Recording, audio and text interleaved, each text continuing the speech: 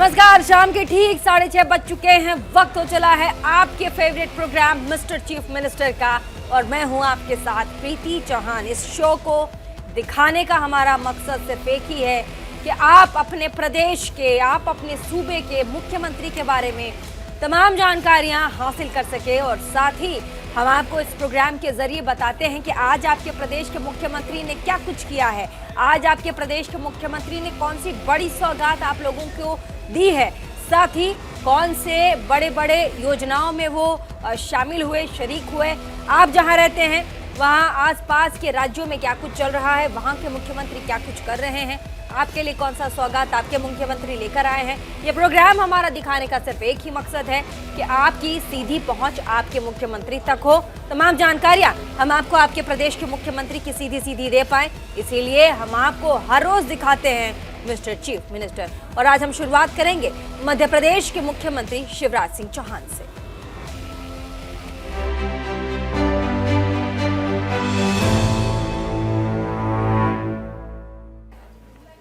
मध्य प्रदेश में इस साल विधानसभा चुनाव होने वाले हैं, लेकिन चुनाव होने में अभी तकरीबन 7 से 8 महीने का समय है। पर उससे पहले ही राज्य का सियासी माहौल बड़ा गर्म दिखाई पड़ रहा है।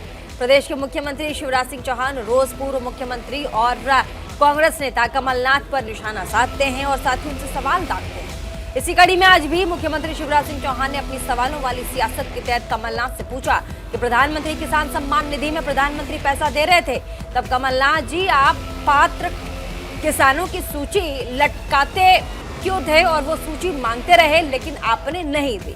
मुख्यमंत्री ने कहा कि अगर किसानों के खाते में प्रधानमंत्री की तरफ से दिया हुआ पैसा आता तो आपका क्या बिगड़ रहा था। मैं कमलनाथ जी से पहला सवाल यही पूछ रहा हूं, मैं तो आज किसानों के खाते में पैसे डालूंगा विदिशा से, लेकिन प्रधानमंत्री किसान सम्मान निधि में जब प्रधानमंत्री जी पैसा दे रहे थे तब कमलनाथ जी आपने सारे किसानों के नाम वो मांगते रहे कि जो पात्र किसान है उनकी सूची भेज दो, आप लटकाते रहे। आपका क्या बिगड़ता था अगर किसानों के खाते में प्रधानमंत्री जी का 6,000 रुपया आता। सूची अपूर्ण दी नहीं, आते ही हमने उस सूची को परफेक्ट किया और 80 लाख किसान इस योजना में जुड़ गए। तो कमलनाथ जी ये बताओ कि नाम जोड़े क्यों नहीं थे। अब ये तो ऐसा काम था कि हींग लगे ना फिटकरी, लेकिन आपको तकलीफ क्या थी। दिक्कत यह है कि वो जवाब नहीं देते, इधर उधर घुमाते रहते। आज एक सवाल और पूछ रहा हूं मैं, आपने कहा था किसानों को उनकी उपज का भुगतान 3 दिन के अंदर जिस तरह किसान चाहेगा कर दिया जाएगा। कमलनाथ जी भुगतान करना तो दूर, मुझे वो दिन याद है जब किसान मुझे ले जाते थे मंडियों में कि ये हमारी धान रखी हुई इतने दिनों से उठा ही नहीं रहे, उग गई, कई बार पानी गिर गया तो बोरियों में उग जाती थी। तो 3 दिन के अंदर भुगतान का तो छोड़ो, आपने तो खरीदी तक पूरी नहीं की। और इसलिए दोनों सवालों का, और मैं सवाल इसलिए पूछ रहा हूं कि ये झूठ बोलते हैं कमलनाथ। कांग्रेस झूठे वादे करती है ताकि सनद रहे कि ये जो कहते हैं वो नहीं करते। और अब बात झारखंड की कर लेते हैं। मुख्यमंत्री, माफ कीजिएगा, बात हम उत्तराखंड की कर लेते हैं। मुख्यमंत्री पुष्कर सिंह धामी, जिन्होंने जोशीमठ के ताजा हालातों को लेकर के बयान दिया है, कहा है कि हम वहां के लोगों के संपर्क में हैं। 8 संस्थान काम कर रही है और साथ ही उनकी रिपोर्ट आ रही है, जल्दी जांच पूरी हो जाएगी, उसके बाद मुआवजा और पुनर्वास को लेकर के आगे बढ़ेंगे। इस दौरान मुख्यमंत्री धामी ने राज्य में सक्रिय नकल माफिया को भी सख्त संदेश दिया।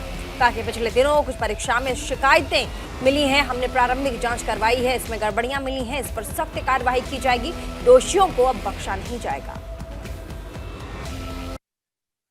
जोशीमठ को लेकर लगातार हमारी मॉनिटरिंग जारी है। लगातार हम लोग वहाँ पर लोगों से संपर्क में हैं।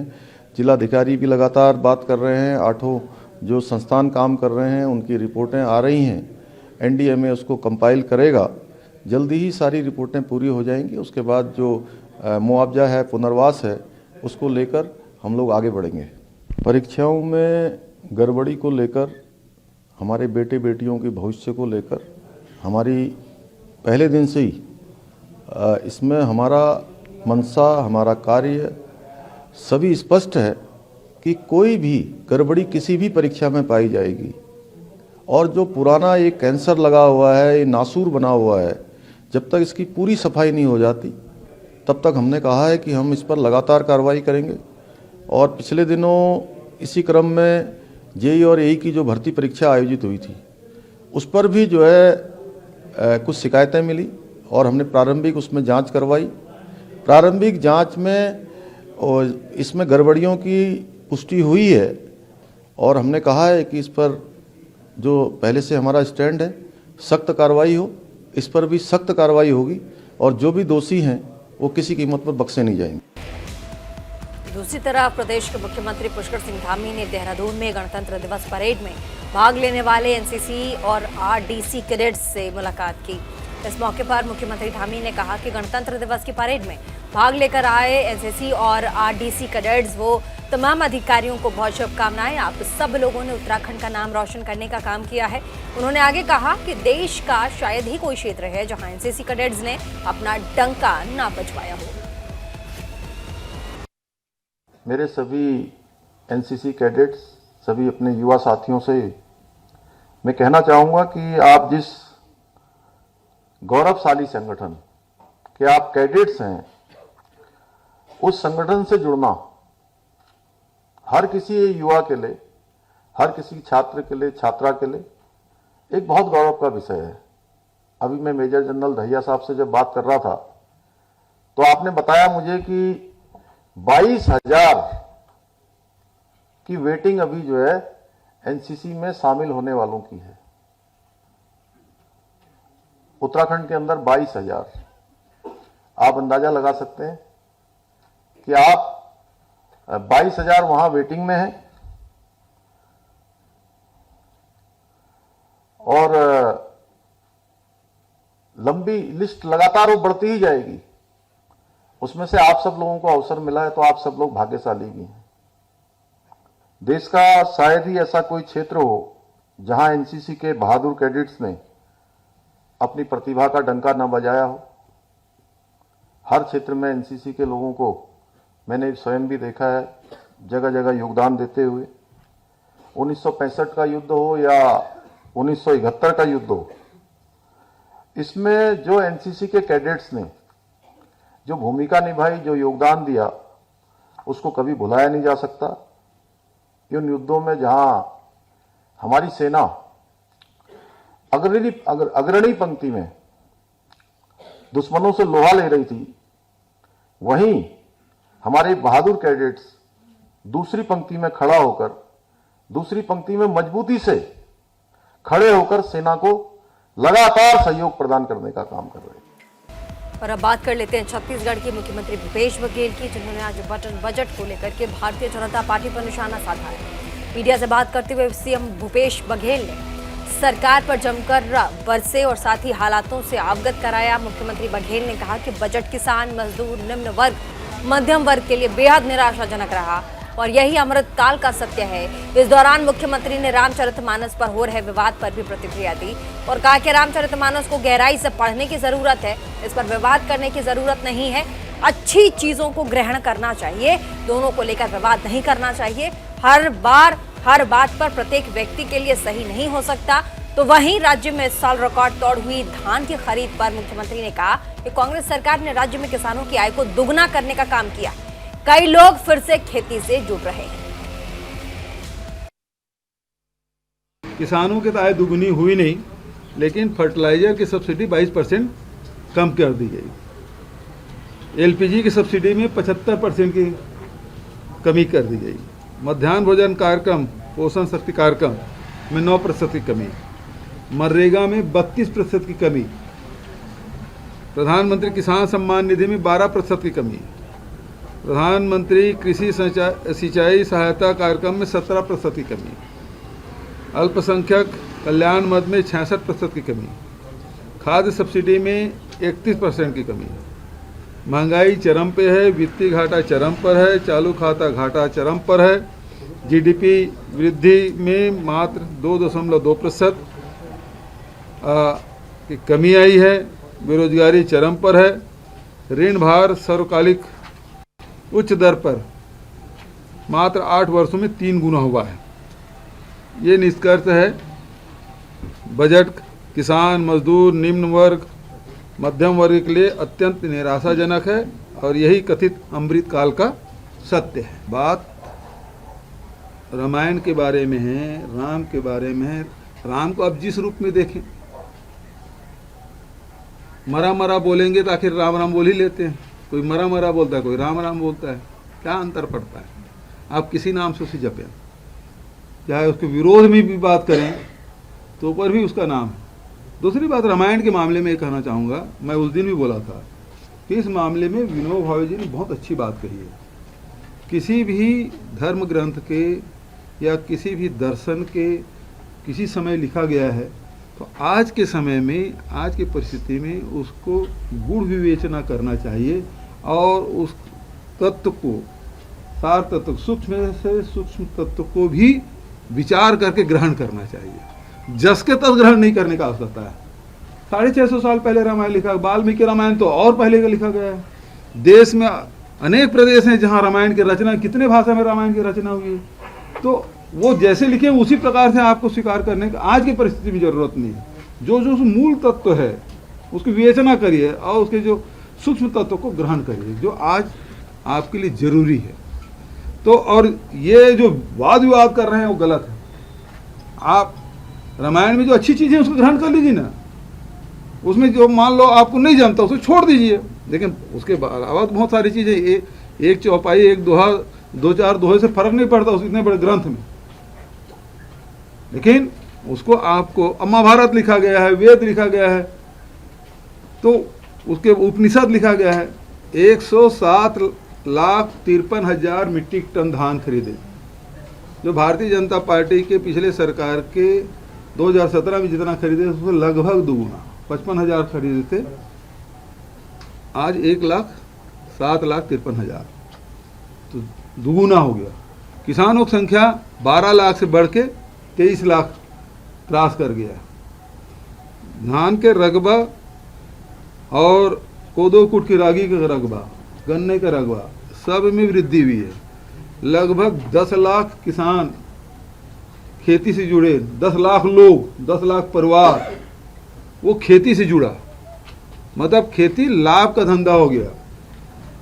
जिस प्रकार से भारतीय जनता पार्टी के लोग कहते हैं आय दुगुनी करेंगे, यदि आय दुगुनी हुई है तो छत्तीसगढ़ में हुई है, कांग्रेस की सरकार में हुई है, और इसके कारण से लोग खेती लाभ का धंधा हुआ तो लोग वापस आए। 10 लाख लोग कम नहीं होते, कहाँ 12 लाख थे, आज 23 लाख। तो ये आंकड़े बता रहे हैं कि छत्तीसगढ़ में खेती है वो लाभ का धंधा है और इसी कारण से बेरोजगारी दर कम आ रहा है। और अब बात झारखंड की मुख्यमंत्री हेमंत सोरेन की कर लेते हैं, जो कि दुमका में आयोजित झारखंड मुक्ति मोर्चा के 41वें स्थापना दिवस समारोह में शरीक हुए। इस मौके पर मुख्यमंत्री सोरेन ने कहा कि झारखंड देश का पहला राज्य है। यहाँ हमने अपने कर्मचारियों के लिए नई पेंशन व्यवस्था हटाकर पुरानी पेंशन व्यवस्था लागू करने का काम किया। साथ ही मुख्यमंत्री सोरेन ने अगले 10 सालों में झारखंड को गुजरात के बराबर ले जाने का संकल्प लिया है।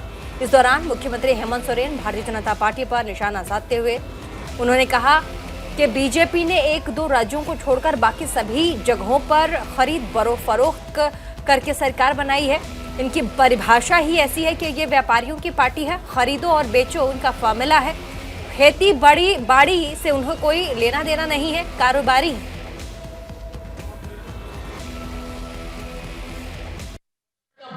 गुब्बारा फुला दिया इतना, अभी बाजार से पैसा लेगा। अभी तो कल परसों अदानी का एक कंपनी का भट्टा बैठ गया और उसमें सबसे अधिक LIC का पैसा लगा हुआ है। थर थर पूरा बाजार कांप रहा है। आजादी के बाद रुपया इतना औंधे मुंह गिर गया या पैर पर खड़ा होना मुश्किल है। आज यही वजह है कि महंगाई एकदम रबड़ की तरह टांग के जा रहा है, जब रॉकेट के गति से तेजी से बढ़ रहा है।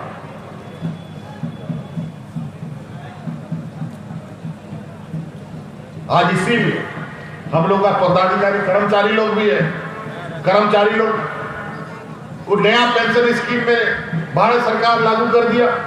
नतीजा ये हुआ कि पेंशन जो बुढ़ा बुजुर्ग लोग को मिलता था रिटायरमेंट के बाद, अब उसको 1,000 2,000 मिलने लगा और बाकी सब पैसा बाजार में लग रहा है। बाजार क्या चेहरा दिखाएगा, उस हिसाब से आपको फायदा मिलेगा। और पेंशन किसी भी रिटायर व्यक्ति का बुढ़ापे का लाठी है। आज के दिन में बुढ़ा बुजुर्ग को पेंशन नहीं मिलता है तो बेटा बेटी लोग भी घर से बाहर निकाल देता है बुढ़ा बुजुर्ग। ये देश का पहला राज है जहां हम अपना कर्मचारियों को न्यू पेंशन स्कीम हटा करके पुराना पेंशन उनके लिए हम लागू करने का काम। 20 साल में पहली बार अगर राज लेने में हम लोग को 35 साल और राज में मूलवासी आदिवासी का सरकार बनने के लिए 20 साल। कितना दुर्भाग्य की बात है। एक प्रकार है ये लोग नए नए षड्यंत्र रचते हैं, पार्टी तोड़ो, विधायक तोड़ो, सरकार गिराओ, यही काम। इस देश में जितना भी भारतीय जनता पार्टी शासित राज्य है, एक दो को छोड़कर बाकी सब पार्टी को सभी राज्य में तो लोगों ने खरीद फरोख्त करके सरकार बनाई है। और देश के बड़े राज्य, देश के दुनिया की सबसे बड़ी पार्टी कहते हैं आपने आप। अजीब हालत। खैर इन लोग का परिभाषा ही वैसा है, व्यापारियों की पार्टी, खरीदो और बेचो, यही उसका फॉर्मूला है। खेती बाड़ी से तो उसको लेना देना नहीं है, उसको तो नोट छापने से लेना देना है। आज इसी वजह से 5 टका का जो प्लेटफॉर्म टिकट था आज 50 रुपया का होता है। 5 रुपया किलो नमक आज 50 रुपये किलो हो गया। सरसों तेल 200-250 रुपया हो गया। पेट्रोल डीजल अलग। बड़ा तरीका से इन लोगों ने गरीबों का थाली से पहले सब्जी निकाला, दाल निकाला, चावल भी निकल गया, खाली थाली लेके बैठा, वो भी थाली किसी दिन लेके चला जाएगा। अभी हम आए हैं, अब मंत्री लोग आएगा, फिर पदाधिकारी लोग भी आएगा। अब जिला में बैठ के सिर्फ काम नहीं करता, अब काम को धरातल में जाके देखें। और अब बात हरियाणा सरकार की, मनोहर लाल खट्टर सरकार की कर लेते हैं, जिन्होंने ओपीएस को लेकर के बड़ा बयान दे दिया है। मुख्यमंत्री मनोहर लाल ने कहा कि अगर पुरानी पेंशन योजना लागू हुई तो 2030 तक भारत दिवालिया हो जाएगा। मुख्यमंत्री ने कहा कि कल मुझे व्हाट्सएप पर एक संदेश मिला जिसमें केंद्र सरकार के एक अधिकारी ने कहा कि अगर पुरानी पेंशन योजना लागू होती है तो देश 2030 तक दिवालिया हो सकता है। इस दौरान मुख्यमंत्री मनोहर लाल खट्टर ने पूर्व प्रधानमंत्री मनमोहन सिंह का उस बयान का जिक्र किया जिसमें उन्होंने पुरानी पेंशन योजना का विरोध भी किया था। अभी मेरे पास एक कल ही एक व्हाट्सएप ग्रुप आया है और उस व्हाट्सएप में ये लिखा था, अब एक अधिकारी है केंद्र के, नाम भूल रहा हूं, जिन्होंने स्पष्ट लिखा है कि अगर ओल्ड पेंशन स्कीम को लागू कर दिया तो 2030 तक दिवालिया हो जाएगा, देश दिवालिया हो जाएगा। और ये बिना पार्लियामेंट के अब इसको कोई लागू कर नहीं सकता। इवन अब राजस्थान ने भी इस विषय को वापस ले लिया कि हम नहीं कर सकते। तो जो घोषणा तो एक पॉलिटिकल घोषणा होती है, पॉलिटिकल। और मैं कहता हूं आपको एक 2006 का स्टेटमेंट मनमोहन सिंह जी का ये सुनना चाहिए पार्लियामेंट का। ये मनमोहन सिंह जी ने उस समय ये विषय चलाया था। उनको एक इकोनॉमिस्ट तो सब मानते हैं ना, प्रधानमंत्री जैसे थे सो थे, लेकिन इकोनॉमिस्ट अच्छे थे वो। तो उस नाते से उनकी स्टेटमेंट है कि हमको आगे बढ़ते हुए सारे सिस्टम में जितने लोगों को हमने एम्प्लॉय बनाना है, जितने लोगों को कर्मचारी बनना है, और उसके नाते से वो एक दबाव बढ़ता है और उसके हिसाब से जो पेंशन और जो सैलरी बढ़ती है और सैलरी के साथ पेंशन बढ़ती है, उस पेंशन के कारण से आगे चल करके हम सारे काम रोक करके इसी चक्कर में रह जाएंगे। और अब हरियाणा की बात कर लेते हैं, बिहार की नीतीश कुमार की सरकार की, जिन्होंने राज्य के एक सीनियर आईएएस अधिकारी के पाठक के जूनियर अफसर के लिए अभद्र भाषा के इस्तेमाल पर अपनी प्रतिक्रिया दी। मुख्यमंत्री नीतीश कुमार ने कहा कि वीडियो वायरल हुई है, उनकी जांच मुख्य सचिव और अन्य अधिकारी कर रहे हैं। और देख भी रहे हैं कि कहां पर क्या बात हुई थी। दरअसल राज्य के एक सीनियर आईएएस अधिकारी के पाठक ने विभागीय बैठक में डिप्टी कलेक्टर और बिहार के लोगों के लिए अपशब्द कह डाले और ये वीडियो सोशल मीडिया पर काफी वायरल हो गया। इस वजह से राज्य में एक नया विवाद खड़ा हो गया है। एक तरफ आईएएस एसोसिएशन बासा ने आईएएस पाठक के खिलाफ मोर्चा खोल दिया, तो वहीं दूसरी ओर बीजेपी ने भी पाठक को बर्खास्त करने की मांग की। और ऐसे में आप देख सकते हैं कि कैसे नीतीश कुमार जी बड़े ही गरमाए हुए नजर आ रहे हैं और उन्होंने कहा कि इस तरह से जो अभद्र भाषा का प्रयोग अधिकारी जो ब्यूरोक्रेट्स हैं वो करते हैं, ये मैसेज बड़ा गलत जाता है। क्योंकि वीडियो जब आप सामाजिक तौर पर सोशली जब वायरल हो जाता है, क्योंकि अधिकारी वर्ग है, ब्यूरोक्रेसी वर्ग एक बड़ा वर्ग माना जाता है और ऐसे में एक दूसरे के लिए अभद्र भाषा और टीका टिप्पणी करना बड़ी खराब बात है।